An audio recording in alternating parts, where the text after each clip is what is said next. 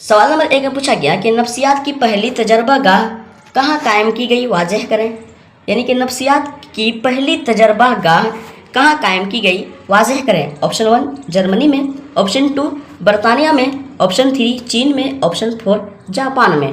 तो दोस्तों सवाल नंबर 1 का हमारा बिल्कुल करेक्ट आंसर होगा कि नफ्सियात की पहली तजर्बा गाह कहाँ कायम की गई, तो ये जर्मनी में कायम की गई थी। ठीक है, नफ्सियात का मतलब नफ्सियात की पहली तजर्बा गाह जर्मनी में कायम हुआ, तो ऑप्शन 1 बिल्कुल करेक्ट आंसर हो जाएगा दोस्तों सवाल नंबर 1 का। सवाल नंबर 2, सवाल नंबर 2 में पूछा गया कि दर्ज झेल अज़्म का माना बयान करें। ये अज़्म जो है तो अज़्म का माना क्या आता है वो बताएं। ऑप्शन 1 इज्जत वाला, ऑप्शन 2 दुनिया, ऑप्शन 3 इरादा, ऑप्शन 4 तैयारी। तो दोस्तों सवाल नंबर 2 का बिल्कुल करेक्ट आंसर होगा कि अज़्म का मतलब होता है इरादा। ठीक है, अज़्म मतलब इरादा होता है, तो ऑप्शन 3 बिल्कुल करेक्ट आंसर हो जाएगा सवाल नंबर 2 का। सवाल नंबर 3, इसमें पूछा गया कि इसमें मफ़ऊल की तारीफ़ करें।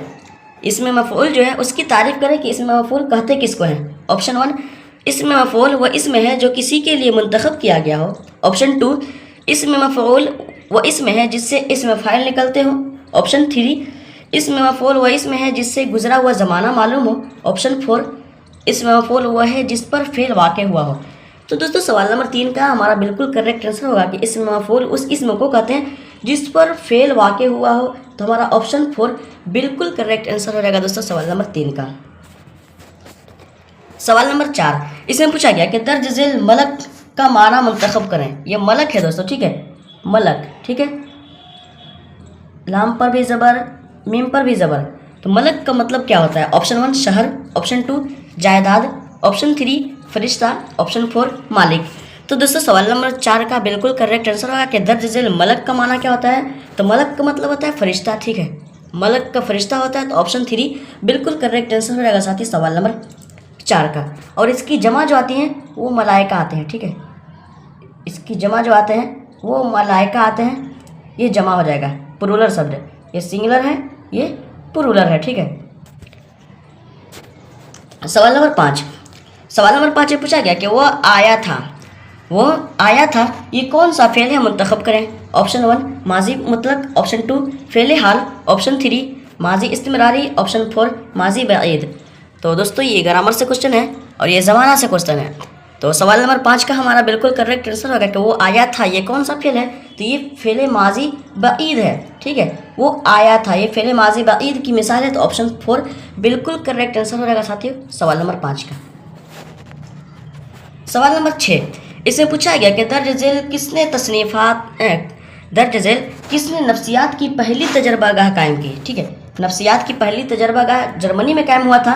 ठीक है, जर्मनी में कायम हुआ था, लेकिन दर्ज झेल में किसने नफ्सियात की पहली तजर्बा गाह कायम किया था। पहला ऑप्शन 1 पाउलू ने, ऑप्शन 2 विलियम नेट ने, ऑप्शन 3 लॉक ने, ऑप्शन 4 जॉन डेवी ने। तो दोस्तों सवाल नंबर 6 का हमारा बिल्कुल करेक्ट आंसर होगा कि दर्ज झेल किसने नफ्सियात की पहली तजर्बा गाह कायम की थी, तो वो विलियम नेट ने कायम की थी। ठीक है, सबसे पहली तजर्बा गाह जो नफ्सियात की पहली तजर्बा गाह कायम किए थे वो विलियम नेट थे, तो ऑप्शन 2 बिल्कुल करेक्ट आंसर हो जाएगा साथी सवाल नंबर 6 का। सवाल नंबर 7 है, सवाल नंबर 7 में पूछा गया कि सुबह का वक्त ये कौन सा इसम है, वाज़ेह करें। सुबह का वक्त ये कौन सा इसम है। ऑप्शन 1 ज़र्फ़ मकान, ऑप्शन 2 ज़र्फ़ ज़मान, ऑप्शन 3 इसमें आला, ऑप्शन 4 इसमें हालिया। तो दोस्तों सवाल नंबर 7 का हमारा बिल्कुल करेक्ट आंसर होगा कि सुबह का वक्त ये वक्त से रिलेटेड है। ठीक है, सुबह का वक्त ये वक्त बता रहा है कि किस वक्त से। ठीक है, तो वक्त है तो ये ज़र्फ़ ज़मान कहेंगे। ठीक है, ज़र्फ़ ज़मान हमारा ऑप्शन 2 बिल्कुल करेक्ट आंसर हो जाएगा दोस्तों सवाल नंबर 7 का, क्योंकि ज़र्फ़ मकान कहते हैं जैसे मैदान गाह है ना, मैदान बोल लें तो मैदान ये ज़र्फ़ ज़मान हो गया, ज़र्फ़ मकान हो गया, जहाँ पर किसी जगह से रिलेटेड हो कोई वक्त, जैसे मुसाफिर खाना और फिर कब्रिस्तान है ना, गोली या फिर बागीचा, तो ये जो है ना ये जगह से रिलेटेड है, तो इसको हम ज़र्फ़ मकान कहेंगे। और जो वक्त से रिलेटेड हो है ना, जो वक्त से रिलेटेड हो उसको हम ज़र्फ़ ज़मान कहेंगे, तो ऑप्शन 2 बिल्कुल करेक्ट आंसर हो जाएगा। सवाल नंबर 8 है, सवाल नंबर 8 में पूछा गया कि तजर्बाती तरीका नाम से भी जाना जाता है? ये तजर्बाती तरीका जो है और किस नाम से भी जाना जाता है? ऑप्शन 1 मुशाहिदे का तरीका से, ऑप्शन 2 सरगर्मी का तरीका से, ऑप्शन 3 महदूद मुशाहिदे के तरीके से, और ऑप्शन 4 गैर रस्मी तरीका नाम से भी जाना जाता है। तो दोस्तों सवाल नंबर 8 का हमारा बिल्कुल करेक्ट आंसर होगा कि तजर्बाती तरीका जो है महदूद मुशाहिदे का तरीका नाम से भी जाना जाता है, कि महदूद मुशाहिदे का तरीका इसका नाम है, इस नाम से भी वो जाना जाता है। तो ऑप्शन 3 बिल्कुल करेक्ट आंसर हो जाएगा साथियों सवाल नंबर 8 का। सवाल नंबर 9, सवाल नंबर 9 में पूछा गया कि दर्ज झेल मशरिक की जमा चुनें। ठीक है, दर्ज झेल मशरिक की जमा चुनें। ऑप्शन 1 मशारिक, ऑप्शन 2 मशरिकों, ऑप्शन 3 मशारिक छोटी काफ से, ऑप्शन 4 मशरिकें। तो दोस्तों सवाल नंबर 9 का बहुत ही आसान सवाल है कि मशरिक की जमा चुनें, कि मशरिक की जमा कौन से आते हैं। तो दोस्तों सवाल नंबर 9 का हमारा बिल्कुल करेक्ट आंसर होगा कि मशरिक की जमा मशारिक आते हैं। तो ऑप्शन 1 बिल्कुल करेक्ट आंसर हो जाएगा साथी सवाल नंबर 9 का। सवाल नंबर 10, सवाल नंबर 10 इसमें पूछा गया कि गालिब कितने खतूत लिखे थे, वाज़ेह करें। ये मिर्ज़ा असदुल्ला खां गालिब जो है वो कितने खतूत लिखे थे? ऑप्शन 1 500 खतूत, ऑप्शन 2 900 खतूत, ऑप्शन 3 300 खतूत, ऑप्शन 4 50 खतूत।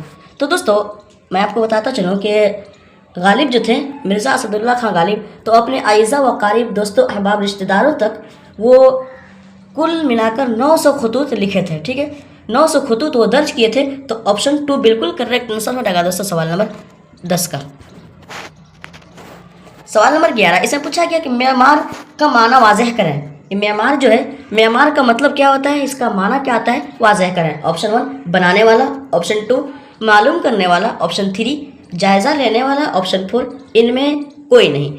तो दोस्तों सवाल नंबर 11 का बिल्कुल करेक्ट आंसर होगा कि म्यांमार मतलब होता है बनाने वाला। ठीक है, म्यांमार मतलब बनाने वाला। तो ऑप्शन 1 बिल्कुल करेक्ट आंसर हो जाएगा साथी सवाल नंबर 11 का। और हम पिछले चैप्टर में पढ़े होंगे कि हिंदुस्तान के दस्तूर का म्यांमार किसे कहा गया, हिंदुस्तान के दस्तूर का म्यांमार किसे गया। तो हमारा ऑप्शन था बाबा साहेब का, यानी कि भीमराव अम्बेडकर जो है वो हिंदुस्तान के दस्तूर का म्यांमार थे। तो ऑप्शन 2 बिल्कुल करेक्ट आंसर हो जाएगा, ऑप्शन 1 बिल्कुल करेक्ट आंसर हो जाएगा, बनाने वाला को हम म्यांमार कहते हैं। सवाल नंबर 12 इसमें पूछा गया कि कसीरुल आमिल नज़रिया जहानत किसने पेश किया। ठीक है, कसीरुल आमिल नज़रिया जहानत किसने पेश किया। ऑप्शन 1 जॉन डेवी ने, ऑप्शन 2 लॉक ने, ऑप्शन 3 थॉर्नडाइक ने, ऑप्शन 4 थॉमसन ने। तो दोस्तों सवाल नंबर 12 का हमारा बिल्कुल करेक्ट आंसर होगा कि कसीरुल आमिल नज़रिया जहानत ने, मतलब कसीरुल आमिल नज़रिया जहानत जो है वो किसने पेश किया था। तो ये थॉर्नडाइक ने पेश किया था। ठीक है, तो ऑप्शन 3 बिल्कुल करेक्ट आंसर हो जाएगा दोस्तों सवाल नंबर 12 का, क्योंकि यही थॉर्नडाइक जो थे वही कसीरुल आमिल नज़रिया जहानत पेश किए थे। सवाल नंबर 13 इसे पूछा गया कि आम तलबा में दरसो तदरीस से मुताल्लिक कैसी खसूसियत होती है, यानी कि आम तलबा में, ठीक है, आम तलबा में दरसो तदरीस से मुताल्लिक कैसी खसूसियत होती है, उसमें कैसी खासियत होती है। ऑप्शन 1 खुद से अमल करके तजर्बात के ज़रिए इल्म हासिल करना होना चाहिए। ठीक है, इल्म हासिल करना, ठीक है, इल्म हासिल करना। ऑप्शन 2 तलबा में इक्तिसाब की मुनासिबत होती है। ऑप्शन 3 इक्तिसाब में फ़आलियत। ऑप्शन 4 इन सब में। तो दोस्तों सवाल नंबर 13 का हमारा बिल्कुल करेक्ट आंसर होगा कि आम तलबा में दरस व तदरीस से मुताल्लिक कैसी खसूसियत होती है। तो दोस्तों ये तमाम के तमाम खसूसियत होती है। तो हमारा ऑप्शन 4 बिल्कुल करेक्ट आंसर हो जाएगा साथी सवाल नंबर 4 का। ठीक है, सवाल नंबर 13 का। ठीक है, तो ऑप्शन 4 बिल्कुल करेक्ट आंसर होगा कि इनमें इन सब से आम तलबा में दरस व तदरीस की मतलब खासियत होती है इससे मुताल्लिक। सवाल नंबर 14 को देख लें। सवाल नंबर 14 इसमें पूछा गया कि जिस सन्निफ में पहला, दूसरा और चौथा मिसरा हम काफिया हो उसे क्या कहते हैं। यानी कि जिस सन्निफ में, यानी कि जिस लिखावट में, ठीक है, जिस सन्निफ में पहला, दूसरा और चौथा मिसरा हम काफिया हो उसे क्या कहते हैं। ऑप्शन 1 मसनवी कहते हैं, ऑप्शन 2 नज़्म कहते हैं, ऑप्शन 3 रुबाई कहते हैं, ऑप्शन 4 मसदस कहते हैं। तो दोस्तों सवाल नंबर 14 का हमारा बिल्कुल करेक्ट आंसर हो जाएगा कि जिस सन्निफ में पहला, दूसरा और चौथा मिसरा हम काफिया हो उसे हम रुबाई कहते हैं। तो ऑप्शन 3 बिल्कुल करेक्ट आंसर हो जाएगा साथी सवाल नंबर 14 का। सवाल नंबर 15, इसमें पूछा गया कि दर्ज झेल जामिद की तारीफ करें। दर्ज झेल जामिद जो है, जामिद की तारीफ करें। ऑप्शन 1, जामिद वो इसमें है जिससे कुछ ना बने। ऑप्शन 2, जामिद वो इसमें है जो न किसी से बना हो और उससे कुछ ना बने। ऑप्शन 3, जामिद वो इसमें है जो खास किया गया हो। ऑप्शन 4, जामिद वो इसमें है जो किसी से मिलकर बना हो। तो दोस्तों सवाल नंबर 15 का हमारा बिल्कुल करेक्ट आंसर होगा कि जामिद वो इसमें है जो न किसी से बना हो और ना ही उससे कुछ बने। तो ऑप्शन 2 बिल्कुल करेक्ट आंसर हो रहेगा साथी सवाल नंबर 15 का, क्योंकि जामिद में हम किसी का नाम ले सकते हैं, जैसे दानिश है ना, आमिर, साकिब, वाजिद, वाहिद। तो ये सब नाम है दोस्तों, तो ये ना किसी से बनते हैं और ना ही इससे कुछ बनते हैं, ठीक है। तो ऑप्शन 2 बिल्कुल करेक्ट आंसर हो रहेगा साथी सवाल नंबर 15 का। ये नाम जो है जामिद है, इसमें जामिद ही में आते हैं, ठीक है। सवाल नंबर 16, इसमें पूछा गया कि सवाल की तफरीकी सलाहियत ... पर मुनहसिर होती है। यानी कि सवाल की तफरीकी सलाहियत किस पर मुनहसिर होती है। ऑप्शन 1, कदर दुश्वारियत पर। ऑप्शन 2, कदर आजमाइश पर। ऑप्शन 3, कदर जहानत पर। ऑप्शन 4, कदर पैमाइश पर। तो दोस्तों सवाल नंबर 16 का हमारा बिल्कुल करेक्ट आंसर होगा कि सवाल की तफरीकी सलाहियत जो होती है वो कदर जहानत पर मुनहसिर होती है। कदर जहानत पर मतलब मुश्तमिल मुनहसिर होती है। तो ऑप्शन 3 बिल्कुल करेक्ट आंसर हो रहेगा साथियों सवाल नंबर 16 का। सवाल नंबर 17, इसमें पूछा गया कि पावलो ने किस सन ईस्वी में कुत्तों पर तजर्बात हासिल किए। ठीक है, ये पावलो जो है वो किस सन में कुत्तों पर तजर्बात हासिल किए थे। ऑप्शन 1, 1900 ईस्वी में। ऑप्शन 2, 1904 ईस्वी में। ऑप्शन 3, 1911 ईस्वी में। ऑप्शन 4, 1888 ईस्वी में। तो दोस्तों सवाल नंबर 17 का हमारा बिल्कुल करेक्ट आंसर होगा कि पावलो ने किस सन ईस्वी में कुत्तों पर तजर्बात हासिल किए थे। तो वो 1904 ईस्वी चल रहा था। 1904 ईस्वी में ये कुत्तों पर तजर्बात हासिल किए थे कौन? पावलो ने। तो ऑप्शन 2 बिल्कुल करेक्ट आंसर हो जाएगा साथियों सवाल नंबर 17 का। सवाल नंबर 18, सवाल नंबर 18 में पूछा गया कि शायद वो गुस्सा है। शायद वो गुस्सा है, ये जुमला किस ज़माने से ताल्लुक़ रखता है। शायद वो गुस्सा है, इस जुमला जो है किस ज़माने से ताल्लुक़ रखता है। ऑप्शन 1, माजी एहतमाली से। ऑप्शन 2, माजी इस्तिमरारी से। ऑप्शन 3, माजी मुतलक से। ऑप्शन 4, माजी बईद से। तो दोस्तों सवाल नंबर 18 का बिल्कुल आसान सवाल है कि शायद वो गुस्सा है, ये जो जुमला है किस ज़माने से ताल्लुक़ रखता है। तो दोस्तों ये माजी एहतमाली से ताल्लुक़ रखता है। ठीक है, माजी एहतमाली से, यानी कि इसमें शायद इसमें पूछा जाता है, शायद माजी एहतमाली को माजी शक्किया भी कहते हैं। ठीक है, तो ऑप्शन 1 बिल्कुल करेक्ट आंसर रहेगा साथ ही सवाल नंबर 18 का। सवाल नंबर 19, इसमें पूछा गया कि मशरूत रद्द अमल के नज़रिए में ... का कोई मकाम नहीं होता। यानी कि मशरूत रद्द अमल के नज़रिए में किसका कोई मकाम नहीं होता। ऑप्शन 1, अमल का। ऑप्शन 2, एहसास का। ऑप्शन 3, जज्बात का। ऑप्शन 4, ज़हन का। तो दोस्तों सवाल नंबर 19 का हमारा बिल्कुल करेक्ट आंसर होगा कि मशरूत रद्द अमल के नज़रिए में ज़हन का कोई मकाम नहीं रहता। ठीक है, ज़हन का कोई मकाम नहीं होता। तो ऑप्शन 4 बिल्कुल करेक्ट आंसर हो जाएगा साथियों सवाल नंबर 19 का। सवाल नंबर 20, सवाल नंबर 20 में पूछा गया कि तुलू की ज़िद क्या होगी। ये तुलू जो है, तुलू की ज़िद क्या होगी, यानी कि इसका विलोम, इसका अपोजिट। ऑप्शन 1, शऊर। ऑप्शन 2, मसरूफ़। ऑप्शन 3, गुरूब। ऑप्शन 4, उरूज। तो दोस्तों सवाल नंबर 20 का हमारा करेक्ट आंसर होगा कि तुलू मतलब निकलना होता है। ठीक है, जब सूरज तुलू होता है तो उसको हम बोलते हैं निकलना, यानी कि सुबह के वक्त। और इसके अपोजिट हम मिला रहे हैं तो गुरूब। ठीक है, गुरूब मतलब होता है डूबना। तो हमारा ऑप्शन 3 बिल्कुल करेक्ट आंसर हो जाएगा साथी सवाल नंबर 20 का, क्योंकि तुलू मतलब निकलना और गुरूब मतलब डूब जाना, यानी कि सूरज का डूब जाना। तो ऑप्शन 3 बिल्कुल करेक्ट आंसर हो जाएगा साथी सवाल नंबर 20 का। सवाल नंबर 21, इसमें पूछा गया कि कौन से तरीके से फ़र्द का मुकम्मल शख्सी खाका और तस्वीर वाज़ेह होती है। यानी कि कौन से तरीके से फ़र्द का मुकम्मल शख्सी खाका और तस्वीर वाज़ेह होती है। ऑप्शन 1, मुशाहिदे से। ऑप्शन 2, जज्बाती से। ऑप्शन 3, तजर्बाती से। ऑप्शन 4, जायज़ा से।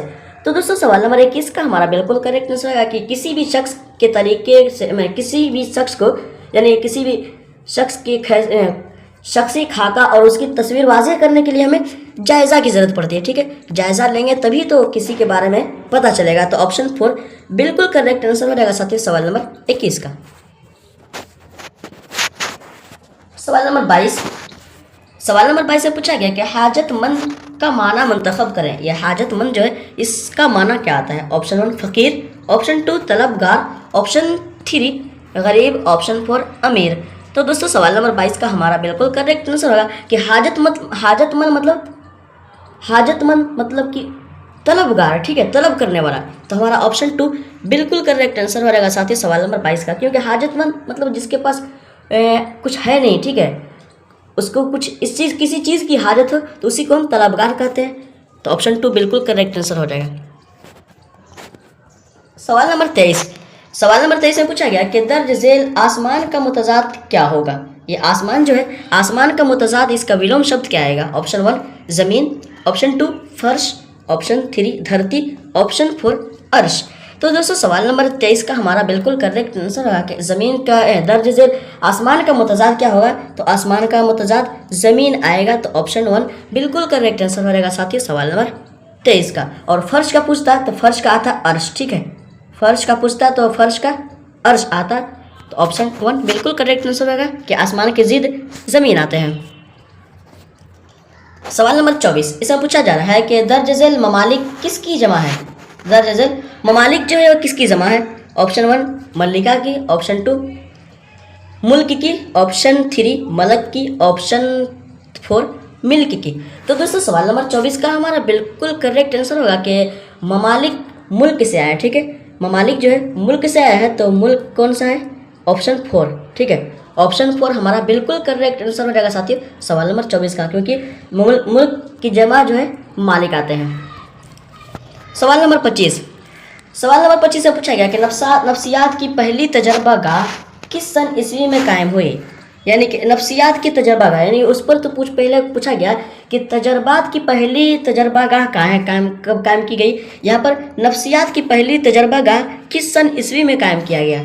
ऑप्शन 1 1885 ईस्वी, ऑप्शन 2 1881 ईस्वी, ऑप्शन 3 1879 ईस्वी, ऑप्शन 4 1869 ईस्वी। तो दोस्तों सवाल नंबर 25 का हमारा बिल्कुल करेक्ट आंसर आएगा कि नफ्सियात की पहली तजर्बागाह जो काम हुआ था वो जर्मनी में कायम हुआ था, याद रखेंगे, जर्मनी में कायम हुआ था। और नफ्सियात की पहली तजर्बागाह किस सन ईस्वी में, ठीक है, किस सन ईस्वी में कायम हुई थी? तो ये दोस्तों 1879 ईस्वी में कायम किया गया था, ठीक है। तो ऑप्शन 3 बिल्कुल करेक्ट आंसर हो जाएगा साथियों सवाल नंबर 25 का।